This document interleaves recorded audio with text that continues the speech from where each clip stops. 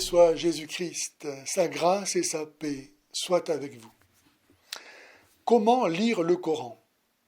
Comment croire qu'Allah a parlé, que cette parole est le Coran, et ne pas lire le Coran?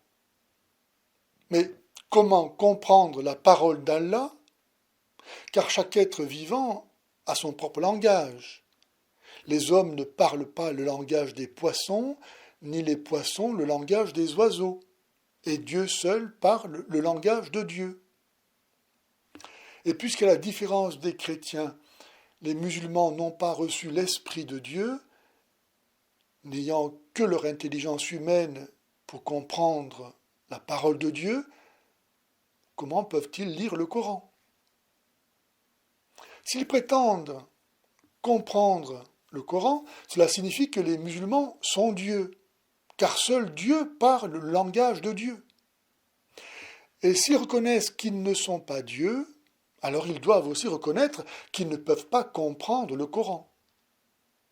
C'est ce que nous allons voir en écoutant certains musulmans nous expliquer comment lire le Coran. Par exemple, M. Tarek Oubrou, qui le 7 mai 2016 a été interrogé par Anne Sinclair sur Europe 1. Mais si, au fond, tout est affaire d'interprétation, qu'est-ce qui fait que la vôtre, qui est très libérale, est plus juste que celle de l'imam d'à côté qui dira le contraire? Avez-vous bien compris la question d'Anne Sinclair? Elle demande quelle autorité en islam garantit la bonne compréhension du Coran. Et voici la réponse de M. Tarek Oubrou. Ce n'est pas une question d'interprétation juste ou pas. Tarek Oubrou, d'entrée de jeu, refuse de répondre à cette question pourtant essentielle. Qu'est-ce qui nous garantit que vous comprenez le Coran? Il n'y a pas de réponse. Et en effet, alors que Jésus a confié son autorité à Pierre et en lui à ses successeurs, que sont les papes, en sorte que ce qu'il lie sur la terre est lié au ciel et que ce qu'il délie sur la terre est délié au ciel, Mahomet, n'ayant confié son autorité à personne, personne en islam n'a autorité pour parler au nom d'Allah. Rien que cela suffit à montrer que l'islam, n'ayant pas le moyen d'unir les hommes dans la vérité, ne peut pas non plus venir de Dieu. D'ailleurs, qui peut venir après le Christ, sinon l'Antichrist et le faux prophète? Aussi, M. Oubrou va-t-il essayer de se tirer d'affaire par l'esbrouf de l'accès à une intelligence supérieure qui l'autorise à dire « Ce n'est pas une question d'interprétation juste ou pas. Ce n'est pas une question d'interprétation juste ou pas. Mais au-delà de ce qui est juste, qu'y a-t-il d'autre que ce qui est injuste? Rejeter une interprétation juste du Coran, c'est accepter qu'il puisse dire n'importe quoi. C'est reconnaître que le Coran n'a pas de sens et qu'il est donc un outil de mensonge et d'injustice.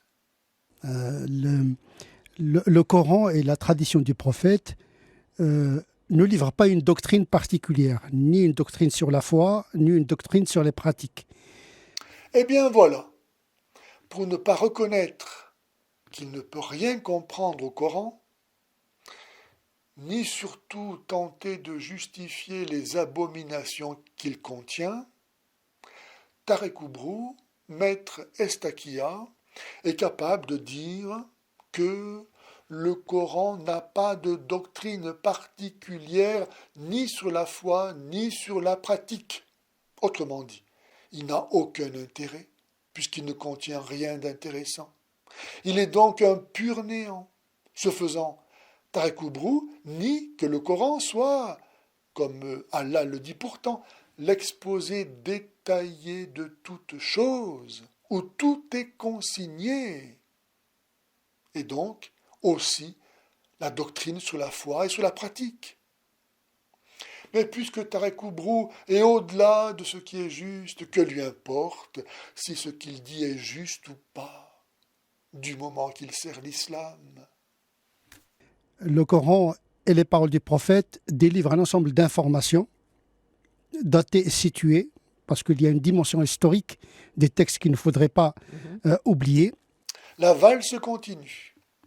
Si les musulmans sont musulmans, c'est parce qu'ils croient que le Coran est la parole éternelle d'Allah. Or, Tarek Oubrou nous dit que le Coran a une dimension historique. Si donc le Coran a une dimension historique, c'est qu'il n'existait pas avant le temps, avant l'histoire à laquelle il se rattache, et qu'il n'est donc pas éternel, car nous ne sommes pas dans l'éternité. Il faudrait savoir, être musulman, est-ce croire que le Coran est éternel ou croire qu'il est né avec le temps et dans le temps? Ah, j'oublie. En islam, il n'est pas question de savoir ce qui est juste ou pas. Il est seulement question de se soumettre à la terreur d'Allah et de ses serviteurs. Et pour traiter ces informations, il faut une doctrine. C'est comme dans les sciences naturelles et les sciences physiques. Pour comprendre le comportement de la matière ou bien le comportement du vivant, vous avez besoin d'une doctrine pour interpréter. Là, nous sommes en plein feu d'artifice. Pour interpréter les informations du Coran, il faut une doctrine. Il y a quelques secondes, il n'était pas question d'interprétation. Ce n'est pas une question d'interprétation juste ou pas. Mais maintenant, il faut interpréter. Faudrait savoir. Mais quelle est cette mystérieuse doctrine nécessaire pour comprendre le Coran, qui est tout de même censé être explicite? Le Coran, en tout cas, n'est pas lui-même la connaissance ultime de la vérité, puisque sans cette doctrine dont parle M. Tarek Oubrou, le Coran serait incompréhensible. C'est donc cette doctrine qui permet de comprendre le Coran, et non pas l'inverse. Finalement, à choisir, que vaut-il mieux, le Coran ou cette doctrine, qui, permettant de comprendre le Coran, permet certainement de comprendre aussi toute chose. Elle, en tout cas sans laquelle le Coran n'a pas de sens. Où l'on voit donc au grand jour que le Coran, contrairement à ce que dit Allah, n'est pas d'une lecture claire, n'est pas l'exposé détaillé de toute chose. Parce que dans le Coran et la tradition, on peut trouver la chose et son contraire. Ça, c'est le sommet. Dans le Coran et la tradition du prophète, on peut trouver la chose et son contraire. La chose et son contraire, c'est-à-dire tout et n'importe quoi. Est-ce pour cette raison qu'Allah tient tant à convaincre que son Coran est sans ambiguïté? Mais si Allah se contredit, et donc ment, ou dit n'importe quoi, qui de sensé peut lui faire confiance? Qui aime qu'on lui mente, ou qu'on lui dise n'importe quoi? Se pose la question, le Coran est-il vraiment la parole du Dieu un, qui ne peut donc pas mentir, parce que justement il est un, et que la vérité n'est pas le mensonge? Que dans le Coran et la tradition, on peut trouver la chose et son contraire, tout simplement parce que le Coran et la tradition du prophète ont été révélés dans des situations parfois contradictoires. Dire que les contradictions du Coran découlent des situations contradictoires dans lesquelles il a été révélé, c'est reconnaître que le Coran ne précède pas ces situations, mais dépend d'elles, et donc il n'est pas éternel. Le refus de l'associationnisme, c'est-à-dire de l'incarnation de Dieu, par laquelle l'éternité et le temps sont unis, tout en restant distincts, en la personne du Messie, rend l'islam incapable de rendre compte de la venue de la parole de Dieu en ce monde, comme on le voit ici avec toutes les absurdités et contradictions que ne peut que prononcer un musulman tel M. Oubrou cherchant à rendre compte de sa croyance. Mais sa conscience ne peut aussi que le condamner devant Dieu, tant l'homme est doué d'intelligence pour chercher et connaître la vérité, qui est Dieu, manifestée en Jésus, la parole de Dieu. Alors la doctrine, qui la donne? Anne Sinclair ne perd pas le nord et pose à nouveau la question. Comment prétendre que le Coran achève la révélation de la vérité si lui-même a besoin d'une autre vérité? Voyons maintenant ce que Tarek Oubrou répond à la question insistante d'Anne Sinclair. Alors la doctrine, qui la donne? Non, mais il y a des outils qui ne trompent pas. Il y a une tradition musulmane depuis le Moyen Âge qui consiste à proposer une doctrine linguistique, théologique, canonique, sur l'histoire également. C'est ce qu'on appelle l'herméneutique. L'herméneutique fondamentale, c'est-à-dire comprendre le texte dans l'univers du texte, et l'herméneutique appliquée, comprendre le texte ici maintenant. Ce sont deux épistémologies complètement différentes. Alors je vous pose ma question de manière différente. Qu'est-ce qui fait que vous l'interprétez ainsi et qu'un autre l'interprétera différemment? N'est-ce pas curieux qu'Allah, ayant donné avec le Coran la vérité parfaite et définitive, il ait fallu attendre le Moyen Âge pour le comprendre? Tarek Oubrou semble ne pas se rendre compte des conséquences de ce qu'il dit. Car si les outils forgés au Moyen Âge sont nécessaires pour comprendre le Coran, alors Mahomet, qui n'en disposait pas, ne pouvait pas non plus comprendre le Coran, et a donc menti en prétendant agir selon le Coran.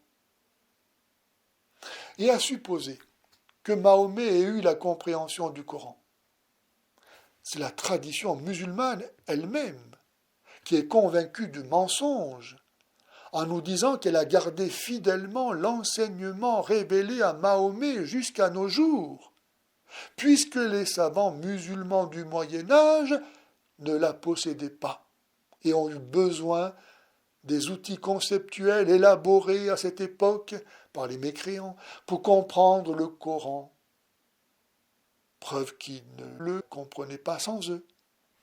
Et pourquoi croire que les musulmans d'aujourd'hui comprendraient le Coran mieux que les musulmans du Moyen Âge qui ne le comprenaient pas?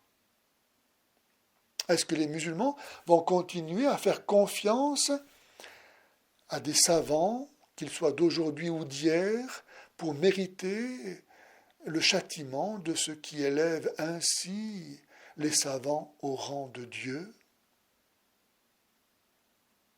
À moins que grâce aux sciences et aux techniques produites par les mécréants, notamment Internet, ils finissent par comprendre enfin ce qu'est l'islam.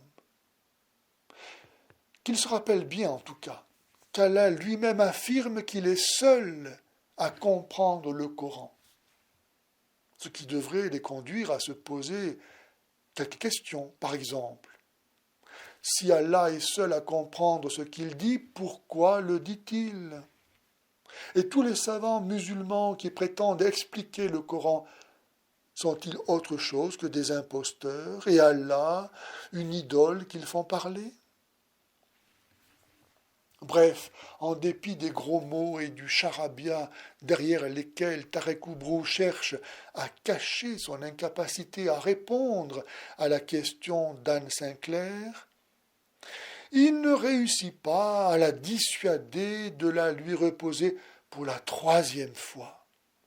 Qui comprend quelque chose au Coran? Le problème, c'est que les gens n'interprètent pas. Pourquoi est-ce maintenant un problème que les gens n'interprètent pas, puisque tout à l'heure ce n'était justement pas une question d'interprétation? C'est pas une question d'interprétation, juste pas. Et maintenant c'est non seulement une question, mais un problème. Faudrait savoir. Mais probablement que comme il nous l'a dit du Coran, et influencé par lui, Tarek Oubrou est capable de dire tout et son contraire. Ils font des prélèvements scripturaires, ils prélèvent des fragments du texte sans doctrine, justement. Il n'y a pas d'interprétation. L'interprétation suppose déjà un a priori doctrinal. Il y a des imams qui ne sont pas forcément des docteurs de la loi. Ils ne sont pas forcément des théologiens. On ne peut pas être vraiment un théologien, un docteur de la loi, si on ne maîtrise pas deux formes de savoir. Le savoir classique, religieux, et le savoir moderne. Avez-vous entendu ce que reproche Tarek Oubrou à certains musulmans? De citer des extraits du Coran sans doctrine, sans interprétation, sans a priori doctrinal. Mais d'où viendrait cette doctrine, cette préinterprétation, cet a priori doctrinal nécessaire pour comprendre ce qui est censé être soi-même l'explication de tout? Il ne le dit pas. Or, telle est la question que lui pose Anne Sinclair, et à laquelle il n'arrive pas à répondre, bien qu'il en confirme la pertinence, puisqu'il affirme ici encore l'existence et la nécessité de cette doctrine, dont il a nié au début de l'entretien qu'elle soit dans le Coran. Reste que si un docteur de l'islam ne peut être reconnu tel que moyennant sa maîtrise des sciences développées par les mécréants, lesquels se passent fort bien du Coran, preuve est faite à nouveau qu'il n'y a pas d'autre science et dignité, même en islam, que celle des mécréants, et que le Coran n'est donc pas l'exposé détaillé de toutes choses. Et de fait, le Coran n'a rien appris aux hommes qu'ils ne savaient déjà. Même les prétendus miracles du Coran ne se comprennent que grâce à la science des mécréants. Comment donc expliquer cet aveuglement? Sinon, en y reconnaissant une manifestation du combat spirituel, et donc invisible, qui se joue en ce monde, entre la lumière et les ténèbres, et dont chacun est le théâtre et l'enjeu. Telle est la raison d'être de l'islam. Détruire la révélation divine accomplie une fois pour toutes dans la mort et la résurrection du Christ, la parole de Dieu incarnée qui jugera le monde au dernier jour. Mais pour que vous ne croyiez pas que le discours de Tarek Oubrou lui est propre, sans vouloir trop allonger cette vidéo, voici la réponse de quelques autres personnalités musulmanes à cette même question: que dit le Coran? Ainsi de Rachid Benzine.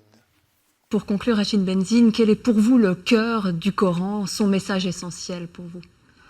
En tout cas, pour moi, le cœur du Coran, c'est d'abord la guidance. Et quand vous demandez la guidance, c'est que vous ne savez pas si vous êtes sur la bonne voie ou la mauvaise voie, et que Dieu doit toujours demeurer une question. À la question « Quel est le cœur du Coran ? Quel est son message essentiel ?», Rachid Benzine répond « la guidance ». Mais il ne dit pas pourquoi il demande la guidance au Coran et pas autre chose. En quoi le Coran mérite-t-il d'être pris pour guide ? Il ajoute toutefois que demander la guidance au Coran suppose de ne pas savoir si l'on est sur la bonne ou sur la mauvaise voie. Quel aveu! La prudence, elle, demande qu'en cas de doute, on s'abstienne. Mais Rachid Benzine ne s'abstient pas et fonce dans l'islam, sans donc savoir s'il fait bien ou mal. Il agit littéralement en insensé. Et il termine par un mot qui se voudrait de l'humilité. Dieu doit toujours demeurer une question. Ainsi, de même qu'il ne sait pas pourquoi il demande à l'islam son salut, sa guidance, de même, il ne sait pas qui est Dieu, et il postule qu'il ne le saura jamais.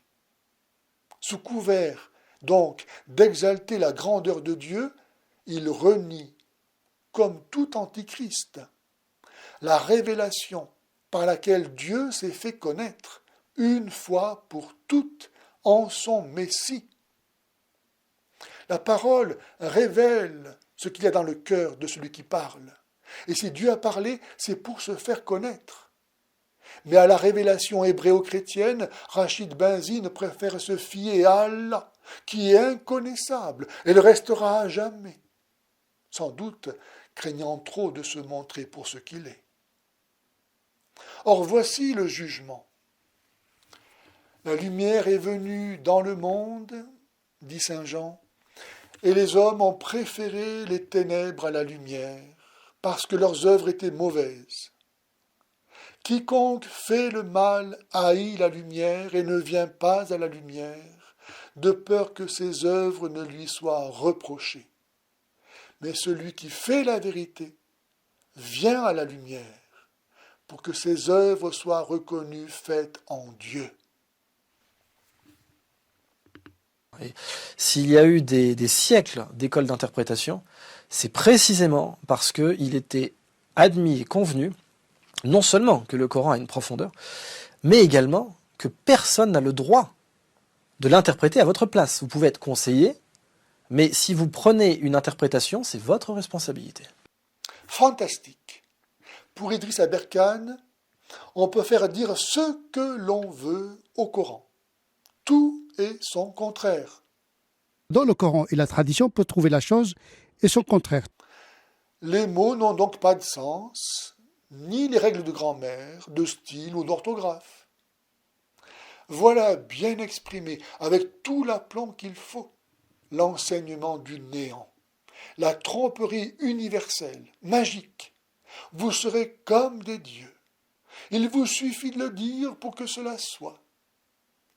Mais où est l'infini respect dû à Dieu, si l'on peut se substituer à lui pour lui faire dire ce que l'on veut? On comprend exactement le sens des versets. Le texte reste tout le temps le même. On n'a pas le droit de changer le texte. Même la prononciation, ça doit être la même. La façon de prononcer, comme vous avez tout à l'heure, le temps de prolonger la lettre, ça reste la même. Mais la compréhension, ça change d'une personne à une autre. Parce que c'est des paroles divines pour l'humanité. Et chaque homme va comprendre selon sa capacité, selon sa situation. Ce professeur de Coran semble ignorer qu'en dépit de la suppression par le troisième calife Othman de toutes les versions du Coran autres que la sienne, il existe maintenant encore de nombreux et différents Corans, tel celui d'Ibn Masoud, qui ne comporte que 112 sourates et n'inclut pas la Fatiha, celui d'Ubay ibn Kab, celui d'Abu Moussa et de tant d'autres, utilisés pendant des siècles en Syrie, en Irak et ailleurs. Aujourd'hui, le Coran publié par l'Arabie saoudite et l'Égypte contient 6236 versets. Avec cette précision, ce Coran d'Othman suit la lecture de Hafs. Celui toujours d'Othman, bien sûr, mais publié au Maroc, suit la lecture de Vache, avec 6214 versets. Celui du Soudan suit la lecture de Al-Douri, avec 6204 versets. Mais ce n'est pas seulement le nombre, ni même l'ordre des sourates qui varie, comme dans le codex de Samarcande, daté de 654, conservé au musée Topkapi d'Istanbul, ou le codex de Londres, daté de 772, conservé au British Museum, ou dans ceux découverts en 1972 à la grande mosquée de Sahana au Yémen, daté des 2 premières décennies du 8e siècle, où manquent les sourates 27 à 36. Mais ce sont encore des variations textuelles et graphiques importantes qui les distinguent. C'est au point qu'après avoir étudié les manuscrits de Sanna, Gerd Rüdiger Puhen écrivit, je cite, Le Coran proclame qu'il est mubin, c'est-à-dire clair. Mais si on le regarde de près, on remarque qu'une phrase sur 5 ou à peu près n'a tout simplement pas de sens.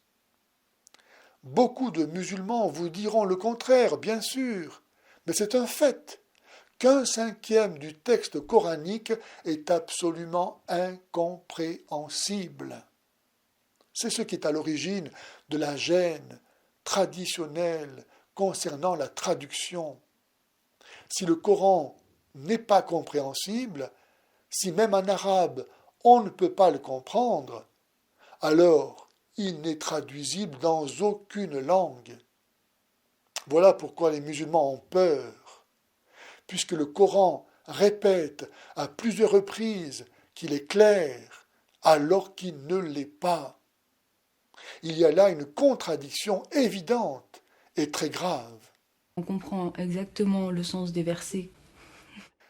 Les conjectures proposées n'ayant jamais fait l'unanimité, le livre au sujet duquel il n'y a point de doute est la source d'une cacophonie d'interprétations que Saïd Boudiffi essaie d'évacuer en disant que l'interprétation varie d'une personne à l'autre. Ce qui est un énorme mensonge musulman de plus, comme le savent tous ceux qui pensent que le Coran les autorise à quitter l'islam, alors que partout en territoire musulman, ils risquent d'être tués. Si ce n'est par la législation en vigueur, ce le sera par le zèle de quelque justicier qui aura interprété le Coran à sa façon.